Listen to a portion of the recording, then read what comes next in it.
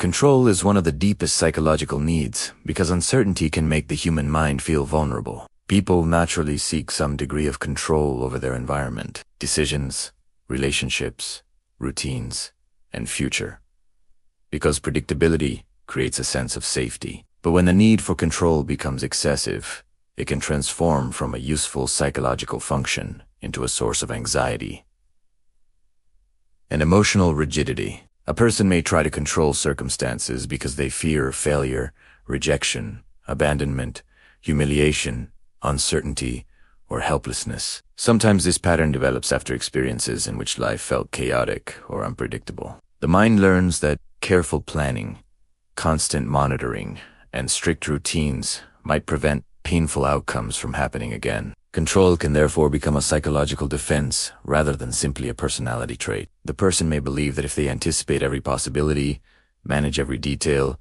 and prevent every mistake, they can protect themselves from emotional pain. But life contains variables that no amount of planning can eliminate. Other people have their own choices, emotions, motivations, and boundaries. The future remains unpredictable.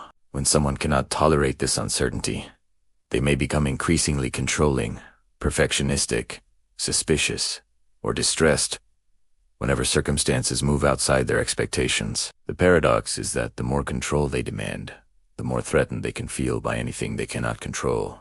The deeper problem with excessive control is that it creates the illusion that safety depends on eliminating uncertainty. This can affect relationships profoundly. A person may monitor others, demand constant reassurance, become uncomfortable with independence, or attempt to influence another person's choices because their freedom triggers feelings of insecurity. Yet controlling behavior often produces distance, which then creates more insecurity and increases the desire for control. The same cycle can occur internally. Perfectionism, excessive planning, overthinking, and constant preparation may temporarily reduce anxiety, while reinforcing the belief that mistakes and uncertainty are intolerable. Gradually, the person becomes less capable of relaxing because the mind remains permanently focused on preventing something from going wrong.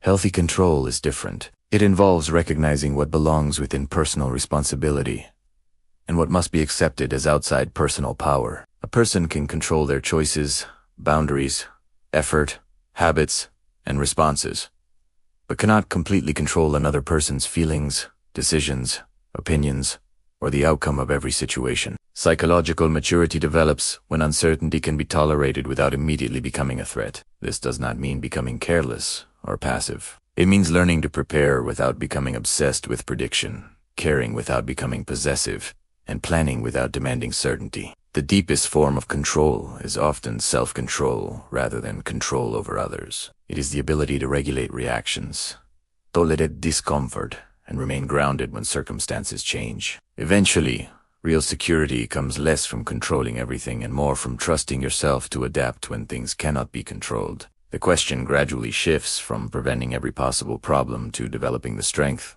to handle problems when they appear. That shift can be liberating because life no longer has to become perfectly predictable before you feel safe enough to live it. Sometimes freedom begins when the mind finally understands that uncertainty is not always danger, and that losing control over a situation does not necessarily mean losing control over yourself.